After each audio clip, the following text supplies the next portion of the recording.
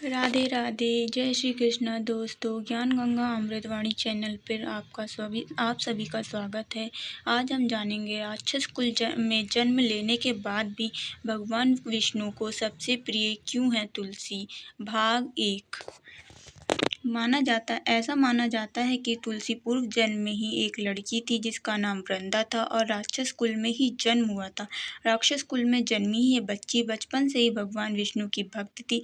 जब वह बड़ी हुई थी तो उनका विवाह राक्षस कुल में ही दानव राज जलंधर से संपन्न हुआ था। राक्षस जलंधर समुद्र से उत्पन्न हुआ था।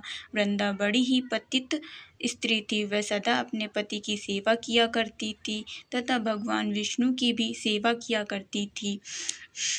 जब एक बार देवता और दानवों में युद्ध हुआ, जब जलंधर युद्ध पर जाने लगे तो वृंदा ने कहा कि आप युद्ध पर जा रहे हैं, आप जब तक युद्ध में रहोगे मैं पूजा में बैठकर आपकी जीत के लिए अनुष्ठान करूंगी। जब तक आप नहीं लौट आते मैं अपना संकल्प नहीं छोड़ूंगी। इसके बाद जलंधर तो युद्ध में चला गया और वृंदा व्रत का संकल्प लेकर पूजा में बैठ गई। उसके व्रत के प्रभाव से देवता भी जलंधर को न हरा सके।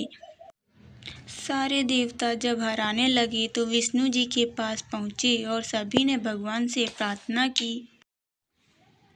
भगवान ने जवाब दिया कि वृंदा मेरी परम भक्त है, मैं उससे छल नहीं कर सकता। इस पर देवता बोले कि भगवान दूसरा कोई उपाय हो तो बताइए, लेकिन हमारी मदद ज़रूर करें। इस पर भगवान विष्णु ने जलंधर का रूप धरा और वृंदा के महल में पहुंच गए।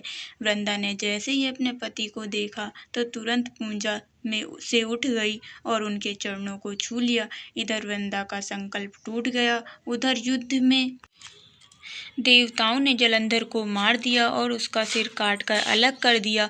जलंधर का कटा हुआ सिर जब महल में आ गिरा तो वृंदा ने आश्चर्य से भगवान की ओर देखा, जिन्होंने जलंधर का रूप रख रखा था। आगे की कहानी हम सेकंड पार्ट में पढ़ेंगे दोस्तों।